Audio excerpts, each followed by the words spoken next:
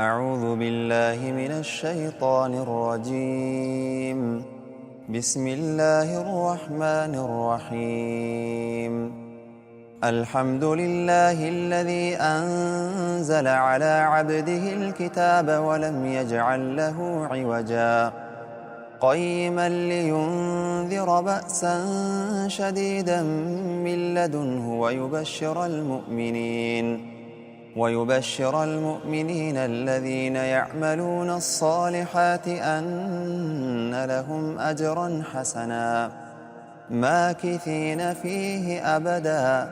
وينذر الذين قالوا اتخذ الله ولدا ما لهم به من علم ولا لآبائهم كبرت كلمة تخرج من أفواههم إن يقولون إلا كذبا فلعلك باخع نفسك على آثارهم إن لم يؤمنوا بهذا الحديث أسفا إنا جعلنا ما على الأرض زينة لها لنبلوهم أيهم أحسن عملا وإنا لجاعلون ما عليها صعيدا جرزا أم حسبت أن أصحاب الكهف والرقيم كانوا من آياتنا عجبا إذ أوى الفتية إلى الكهف فقالوا ربنا آتنا من لدنك رحمة وهيئ لنا من أمرنا رشدا فضربنا على آذانهم في الكهف سنين عددا ثم بعثناهم لنعلم أي الحزبين أحصى لما لبثوا أمدا نحن نقص عليك نبأهم بالحق إنهم فتية آمنوا بربهم وزدناهم هدى وربطنا على قلوبهم إذ قاموا فقالوا ربنا رب السماوات والأرض لن ندعو من دونه إلها لقد قلنا إذا شططا هؤلاء قومنا اتخذوا من دونه آلهة لولا يأتون عليهم بسلطان بين فمن أظلم ممن افترى على الله كذبا وإذ اعتزلتموهم وما يعبدون إلا الله فأووا إلى الكهف ينشر لكم ربكم من رحمته ويهيئ لكم من أمركم مرفقا وترى الشمس إذا طلعت تزاور عن كهفهم ذات اليمين وإذا غربت تقرضهم ذات الشمال وهم في فجوة منه ذلك من آيات الله من يهد الله فهو المهتد ومن يضلل فلن تجد له وليا مرشدا وتحسبهم أيقاظا وهم رقود ونقلبهم ذات اليمين وذات الشمال وكلبهم باسط ذراعيه بالوصيد لو اطلعت عليهم لوليت منهم فرارا ولملئت منهم رعبا وكذلك بعثناهم ليتساءلوا بينهم قال قائل منهم كم لبثتم قالوا لبثنا يوما أو بعض يوم قالوا ربكم أعلم بما لبثتم فابعثوا أحدكم بورقكم هذه إلى المدينة فلينظر أيها أزكى طعاما فليأتكم برزق منه وليتلطف ولا يشعرن بكم أحدا إنهم إن يظهروا عليكم يرجموكم أو يعيدوكم في ملتهم أو يعيدوكم في ملتهم ولن تفلحوا إذًا أبدًا وكذلك أعثرنا عليهم ليعلموا أن وعد الله حق وأن الساعة لا ريب فيها إذ يتنازعون بينهم أمرهم فقالوا ابنوا عليهم بنيانا ربهم أعلم بهم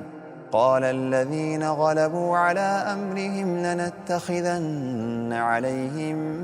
مسجدا سيقولون ثلاثة رابعهم كلبهم ويقولون خمسة سادسهم كلبهم رجما بالغيب ويقولون سبعة وثامنهم كلبهم قل ربي أعلم بعدتهم ما يعلمهم إلا قليل فلا تمار فيهم إلا مراء ظاهرا ولا تستفت فيهم منهم أحدا ولا تقولن لشيء إني فاعل ذلك غدا إلا أن يشاء الله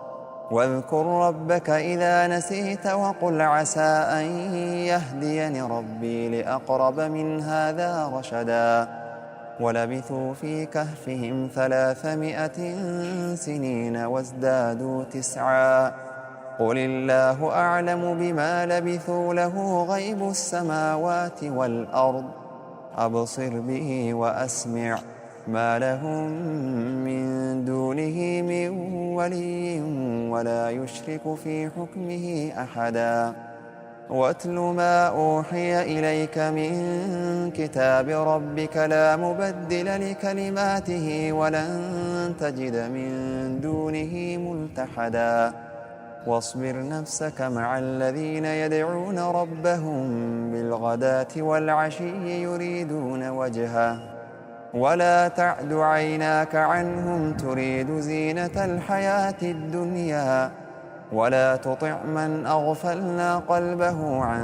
ذكرنا واتبع هواه وكان أمره فرطا وقل الحق من ربكم فمن شاء فليؤمن ومن شاء فليكفر إنا أعتدنا للظالمين نارا أحاط بهم سرادقها وإن يستغيثوا يغاثوا بماء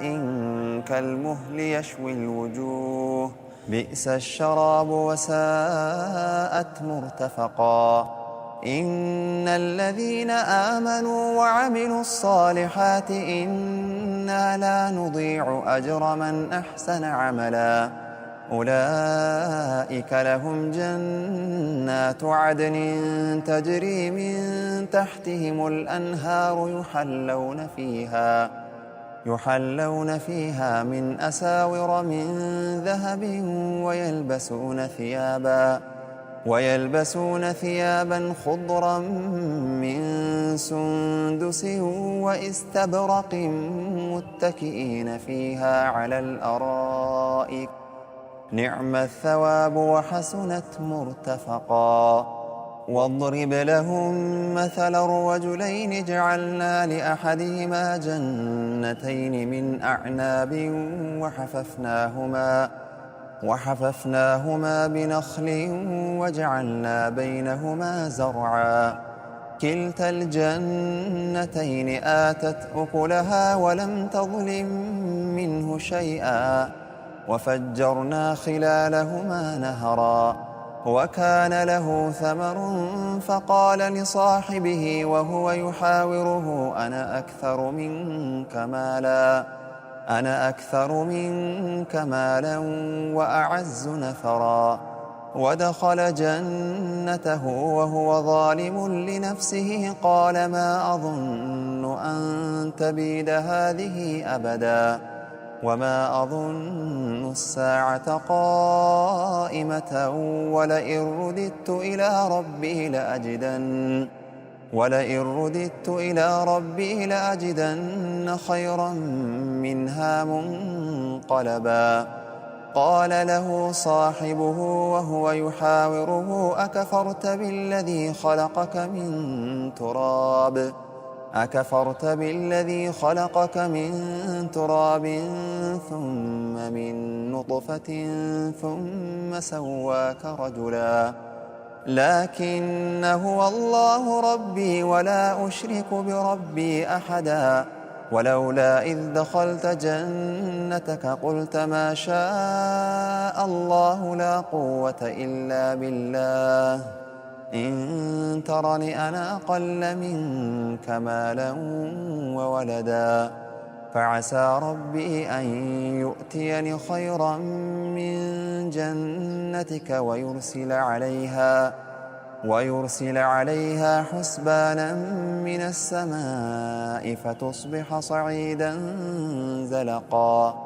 أو يصبح ماؤها غورا فلن تستطيع له طلبا. وأحيط بثمره فأصبح يقلب كفيه على ما أنفق فيها وهي خاوية على عروشها ويقول يا ليتني لم أشرك بربي أحدا. ولم تكن له فئة ينصرونه من دون الله وما كان منتصرا. هنالك الولاية لله الحق هو خير ثوابا وخير عقبا. واضرب لهم مثل الحياة الدنيا كماء إن أنزلناه من السماء فاختلط به نبات الأرض فأصبح هشيما تذروه الرياح وكان الله على كل شيء مقتدرا.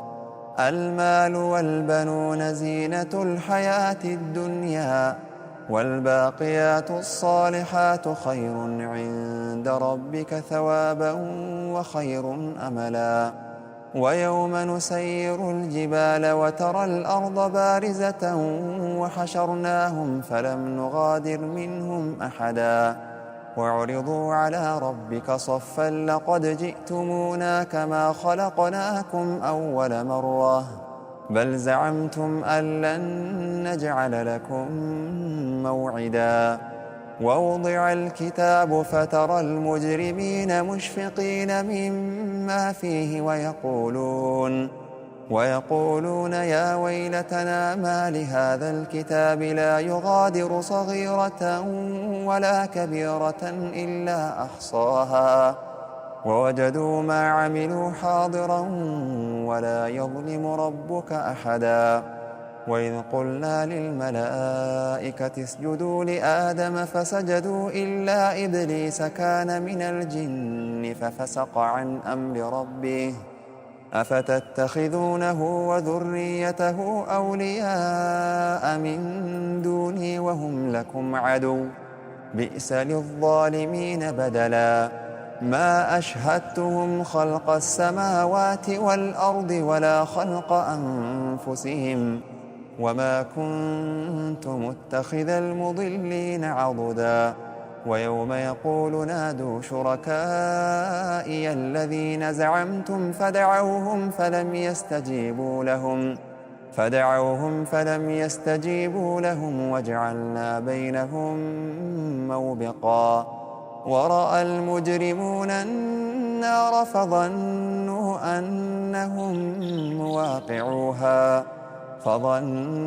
أنهم مواقعوها ولم يجدوا عنها مصرفا. ولقد صرفنا في هذا القرآن للناس من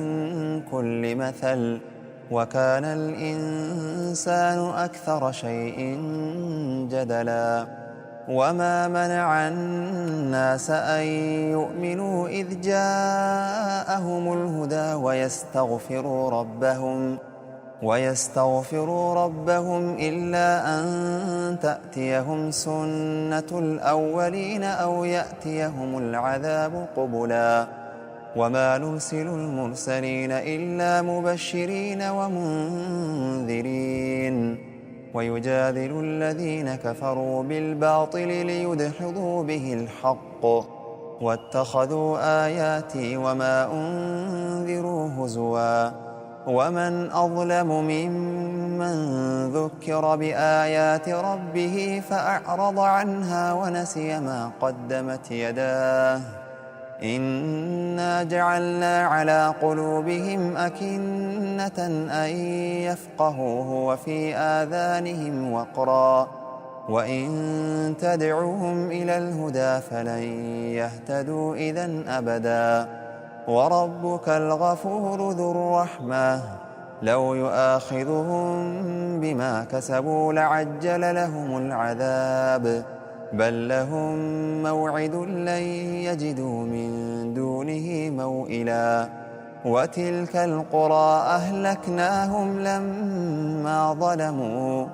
وتلك القرى أهلكناهم لما ظلموا وجعلنا لمهلكهم موعدا وإذ قال موسى لفتاه لا أبرح حتى أبلغ مجمع البحرين أو أمضي حقبا فلما بلغا مجمع بينهما نسيا حوتهما فاتخذ سبيله في البحر سربا فلما جاوزا قال لفتاه آتنا غداءنا لقد لقينا من سفرنا هذا نصبا قال أرأيت إذ أوينا إلى الصخرة فإني نسيت الحوت وما أنسانيه إلا الشيطان أن أذكره واتخذ سبيله في البحر عجبا قال ذلك ما كنا نبغي فارتدا على آثارهما قصصا فوجدا عبدا من عبادنا آتيناه رحمة من عندنا وعلمناه من لدنا علما قال له موسى هل أتبعك على أن تعلمني مما علمت رشدا قال إنك لن تستطيع معي صبرا وكيف تصبر على ما لم تحط به خبرا قال ستجدني إن شاء الله صابرا ولا أعصي لك أمرا قال فإن اتبعتني فلا تسألني عن شيء حتى أحدث لك منه ذكرا فانطلقا حتى إذا ركبا في السفينة خرقها قال أخرقتها لتغرق أهلها لقد جئت شيئا إمرا قال ألم أقل إنك لن تستطيع معي صبرا قال لا تؤاخذني بما نسيت ولا ترهقني من أمري عسرا فانطلقا حتى إذا لقيا غلاما فقتله قال أقتلت نفسا زكية بغير نفس لقد جئت شيئا نكرا قال ألم أقل لك إنك لن تستطيع معي صبرا قال إن سألتك عن شيء بعدها فلا تصاحبني قد بلغت من لدني عذرا فانطلقا حتى إذا أتيا أهل قرية استطعما أهلها فأبوا أن يضيفوهما فوجدا فيها جدارا يريد أن ينقض فأقامه قال لو شئت لاتخذت عليه أجرا قال هذا فراق بيني وبينك سأنبئك بتأويل ما لم تستطع عليه صبرا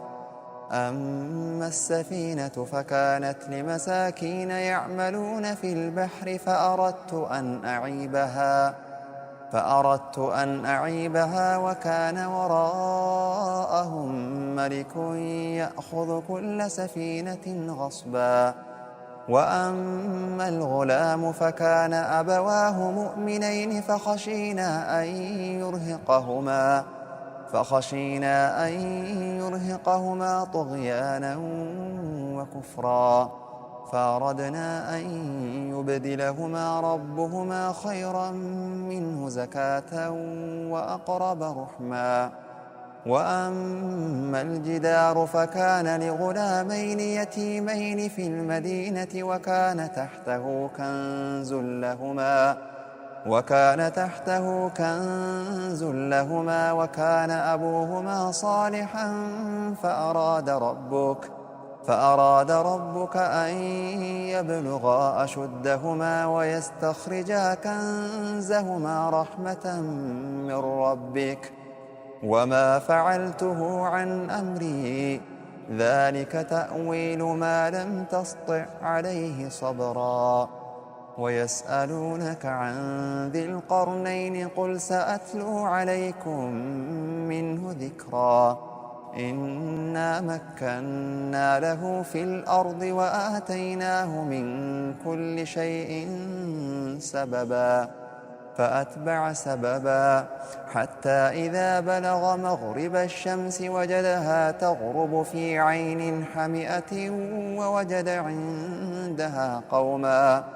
قلنا يا ذا القرنين إما أن تعذب وإما أن تتخذ فيهم حسنا.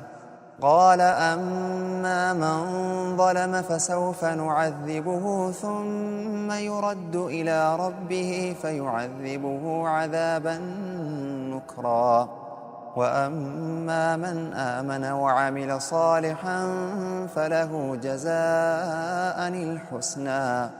وسنقول له من أمرنا يسرا. ثم أتبع سببا حتى إذا بلغ مطلع الشمس وجدها تطلع على قوم لم نجعل لهم من دونها سترا،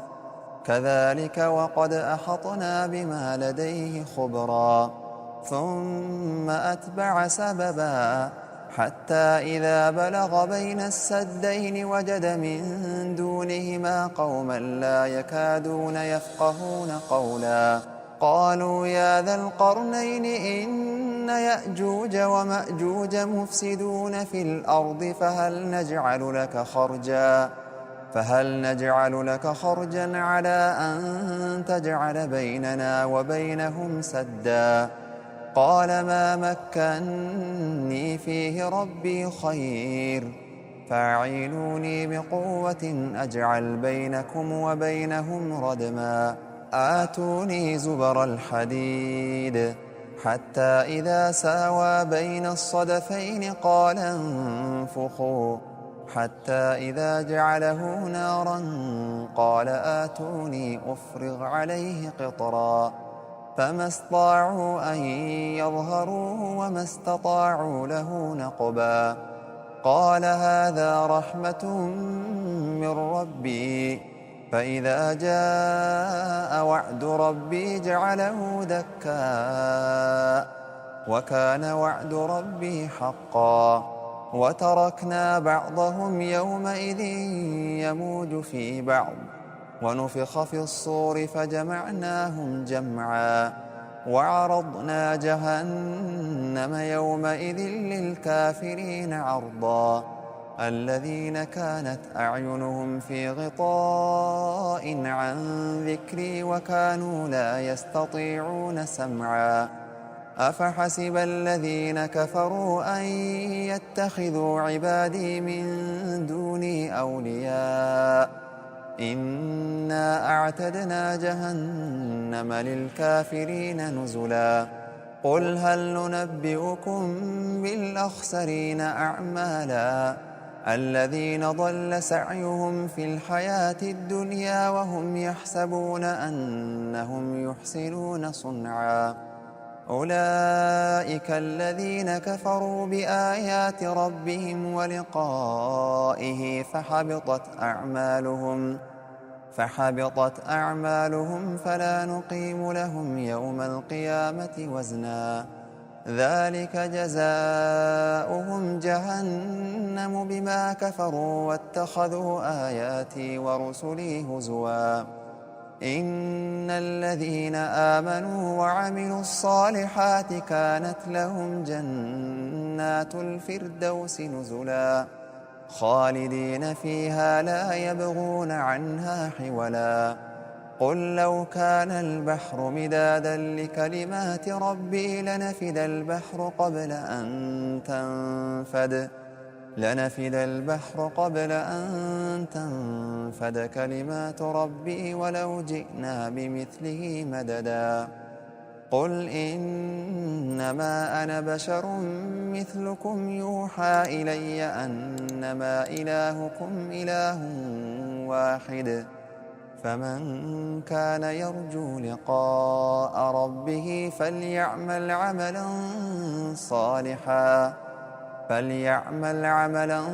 صالحا ولا يشرك بعبادة ربه أحدا.